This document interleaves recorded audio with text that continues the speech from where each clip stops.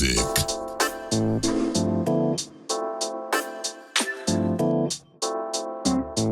Alright, what's good? Back with another edition of the Major Music Lounge podcast. It's your host D Dot. And today we're going to do a solo episode. And this episode's going to be mainly about the recent acquisition of Native Instruments by InMusic. Now, some of you might remember, if you follow the show, a couple of months ago, I actually did a video. I hope, hoping that they can possibly, as I said, get absorbed into InMusic at some point or bought out by InMusic. And now I definitely wish, though, that if that happens, they still remain a separate entity, but somehow, I don't know, make some of their products cross-compatible at least. Explaining that Native Instruments went into insolvency, which that is kind of like the step before bankruptcy. And on that video, I actually talked a little bit about, I thought that InMusic might be the ones that buy out Native Instruments, and sure enough, that's what happened. So now, before we get into some of that content, if this is your first time here, I like to talk all things music production. As far as it goes with the podcast, I like to talk to other music producers and artists just about their journey creating music. We've also had on other people like music marketing managers, music production app developers like Audio Kit Pro, for example. And we've also had artists and producers that have had experience with music publishing to come on and talk about how they got some of their opportunities. If that fits you and you're interested in getting on a Major Music Lounge podcast, hit me up on any one of my socials at d._major music. That's going to be on TikTok, Instagram, Threads, and then if you're on Twitter, X is going to be d.mme. But you can hit me up on any one of those socials if you're interested in being on the Major Music Lounge podcast. To everybody that's watching the video version, obviously you can see this. If you're listening to the audio, you could always head to the YouTube channel, d.major music, and watch this video version. But yeah, just on the InMusic website here. So InMusic, over the years, they have bought a lot of companies under their umbrella. So here we got Air, we got Akai, we got Moog, we got Rain, Newmark, Alesis Drums, Denon, BFD, Engine DJ, M Audio, Alto, Ion, Headrush, Sound Switch. I mean, there's even more than that, even with this Native Instruments acquisition here. So they already have a lot under their umbrella as is. And I didn't know this really until I watched 3 content creators videos, and I actually agree with everything I heard. I watched Sanjay C, I watched Ab McCree, and I also watch Bolo. Shout out to Bolo. But yeah, I got this out of Sanjay's video, which I didn't know they owned all these different brands right here. And me personally, I remember about 15 years ago, I was working at Best Buy here in Dallas. And you probably, again, if you follow this show, you heard that I used to work in the music instrument department. And I remember around that time, I was relatively still new to music production, but I had never heard of Alesis. And I saw a MIDI keyboard in there, and it just it felt rather cheaply made, and they had some other stuff in there too. But I only say that to say, watching Sanjay C's video, he talked about how some of these companies were reputable at one time. They still, to some degree, are, but being that there isn't a focus on these companies, they don't make as quality of products anymore. Some of them don't even make products as much as they used to. I'll see here like M Audio. I actually I started out making beats with the Axiom. I think it was the 49 key, and then I actually had an Axiom 25 for a short time as well. And then it was a M Audio like keyboard that was 49 keys, and they weren't weighted, and it was like $99. But that was the first like MIDI keyboard that I purchased, and I haven't really seen a whole lot from M Audio in quite some time. I mean, right now I use a Arturia Mini Lab, and that's just a 25 key. But I still have the Complete Control as well, A49, and I've been having that for quite some time. I don't use it as much anymore, only because my space isn't as big as it used to be, and with the 25 key on the desk, it just works out perfectly for me right now. But yeah, I used to buy a lot of M Audio products. I used to have a Firewire, think about how long ago that was, but a Firewire audio interface. Now, you also hear Moog. Moog still has, a lot of great products that they're putting out. Outside of that, I mean, I have some plugins from Air. I have a record player from Newmark. But let's go ahead and take a look at this article I have right here. So this comes to us by Music Radar, and starts off with: the tools you rely on today will keep working, and the tools you will rely on tomorrow are actively being built. InMusic confirms Native Instruments acquisition, bringing it under the same ownership as Moog, Akai Pro, and many more. So yeah, Native Instruments had been searching for a buyer after facing insolvency. Now, as far as acquisitions, it's not just Native Instruments. It is also Isotope. I don't know if some of y'all remember, but a couple of years ago, Native Instruments acquired Isotope. And with that, they also got Plug-in Alliance as well as Brainworks. I use a lot of Isotope products myself, Nectar, Ozone. I also have Reverb by Isotope. And yeah, I've been using them for quite some time, so I hope there's still a ton of support for Isotope.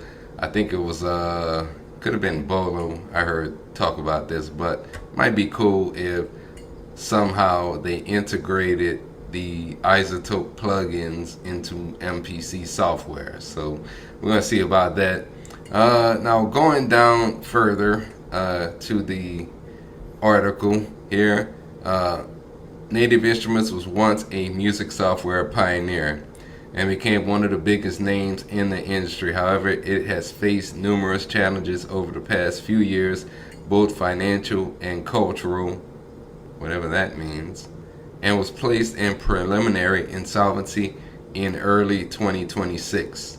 The company later said it was seeking a buyer, which is now confirmed to be InMusic, already home, as we kind of talked about, Akai, Moog Music, Denon DJ, Newmark, Rain, and M Audio. As part of the deal, InMusic also acquired Isotope. The company later said that it was seeking a buyer, which is now confirmed to be InMusic, already home to the likes of Akai Professional, Moog Music, Denon DJ, Newmark, Rain, and M Audio. We already talked about that. As part of the deal, InMusic has also acquired Isotope, Plug-in Alliance, and Brainworks, which previously fell under the Native Instruments banner.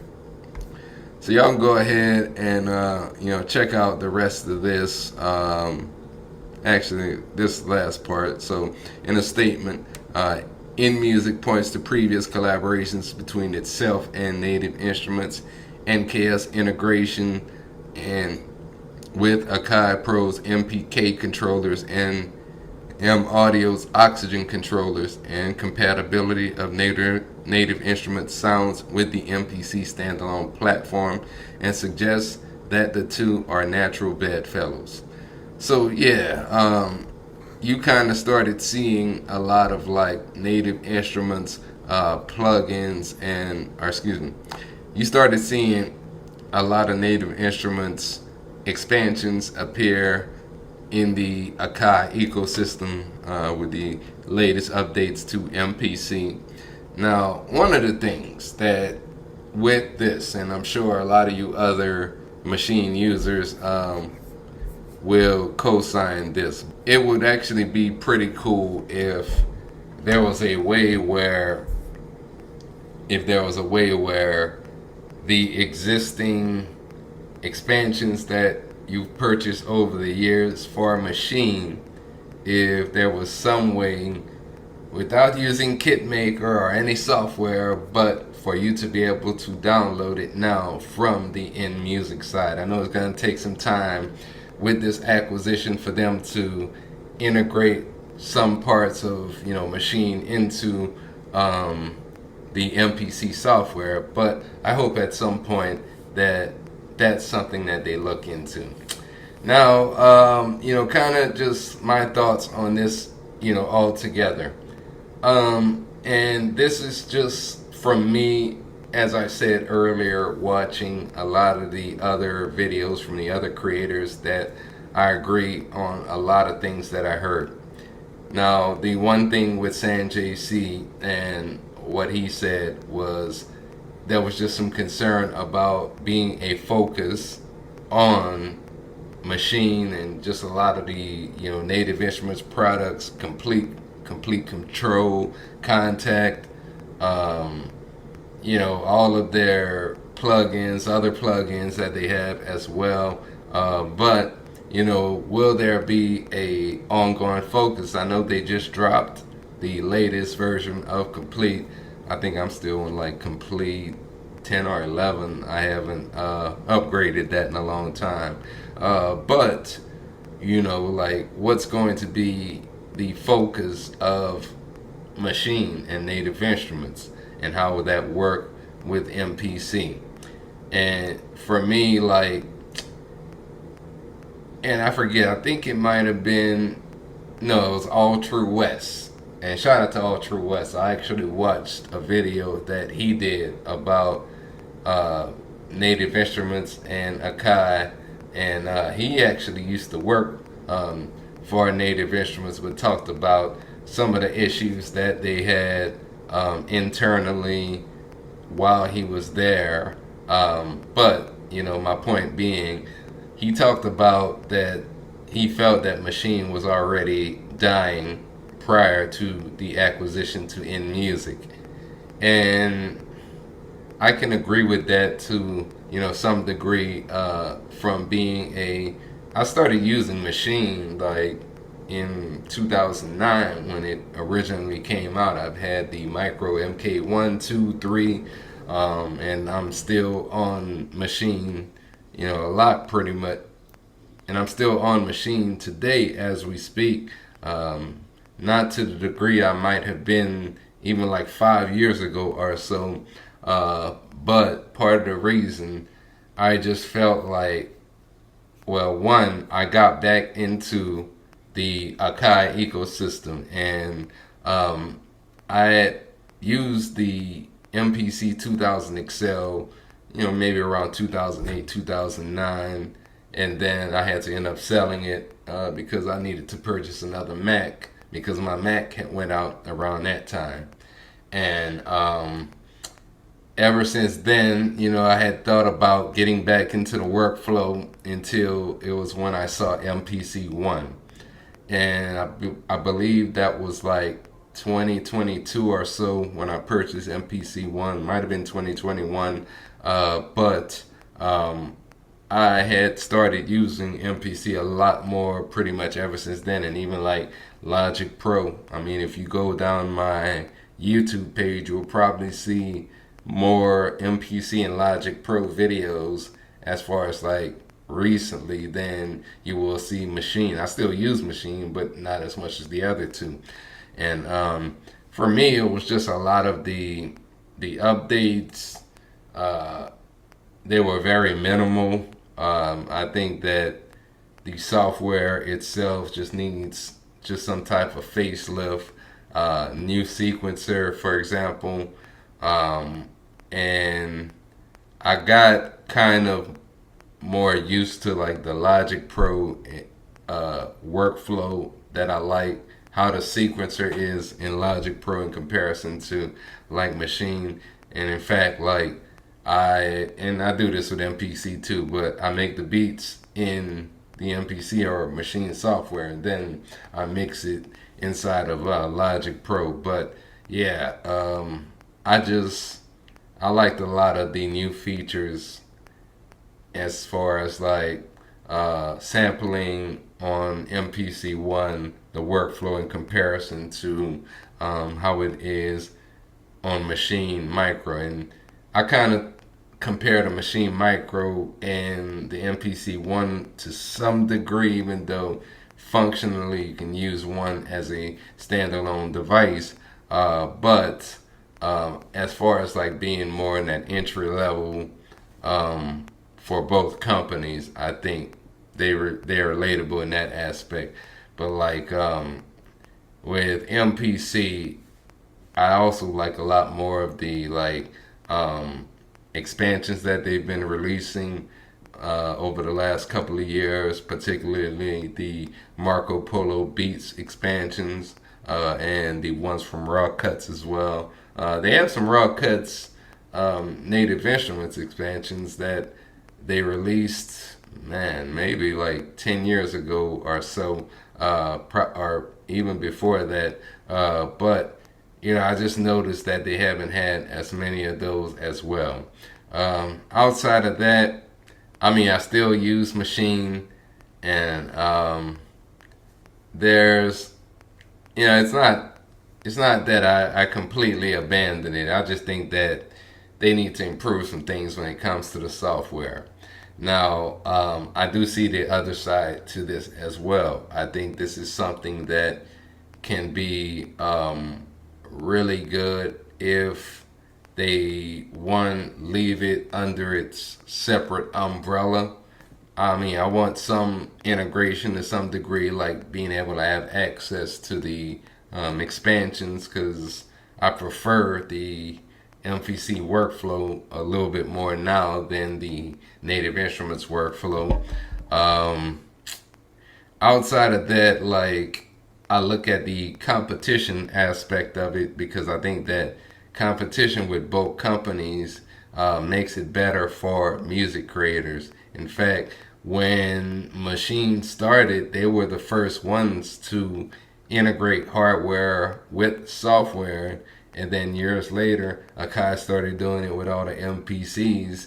Now here we are with, you know, standalone units, and even being able to use the controllers for desktop software. Yeah, the one thing that I would like, though, you know, talking about MPC one and Machine Micro. Now, I don't know if they'll do this, because I guess you could say to some degree, and that's the whole interesting part, to be honest, is will they still be kind of viewed as somewhat competition, even though they're part of that umbrella? Like, what I'm getting at is, I would like to see them make something, if they continue with the Machine software, that is, but some sort of like machine that is kind of like the MPC one in some aspect, as far as like being just around that $5 to $6.99 price point,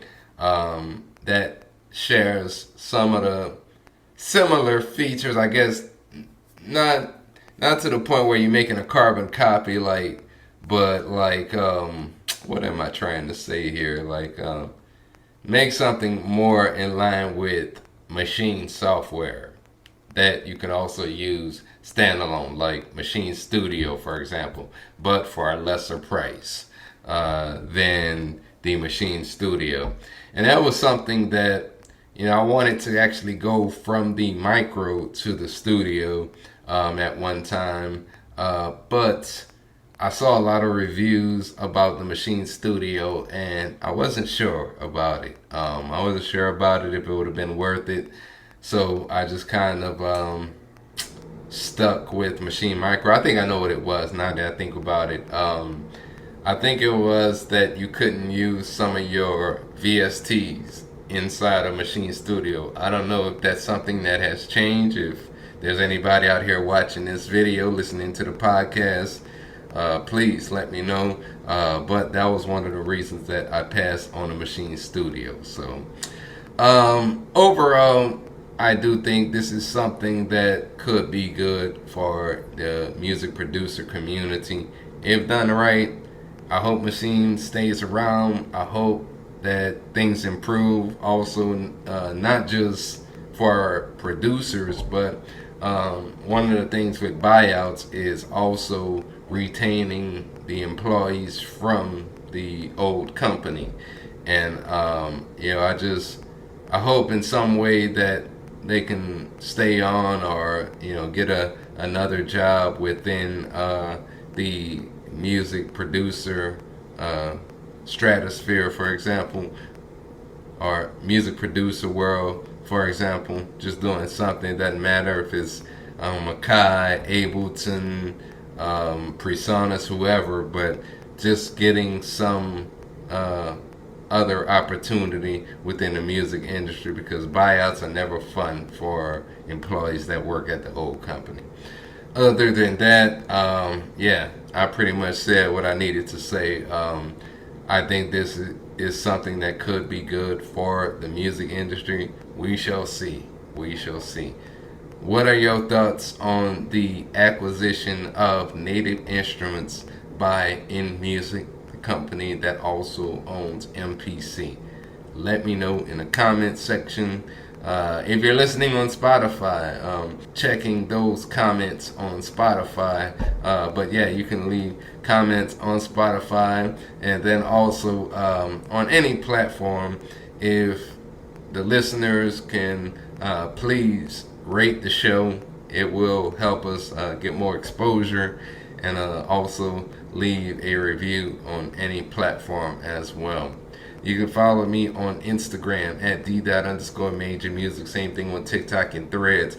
Twitter X at d.mme. And if you hung around this long, please consider subscribing for more episodes of the Major Music Lounge podcast.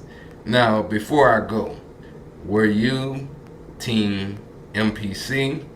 Were you team Machine, Native Instruments? Both, like myself? Let me know in the comments what's your thoughts on this whole acquisition of Native Instruments by InMusic. This is D Dot with another episode of the Major Music Lounge podcast, and I'm out.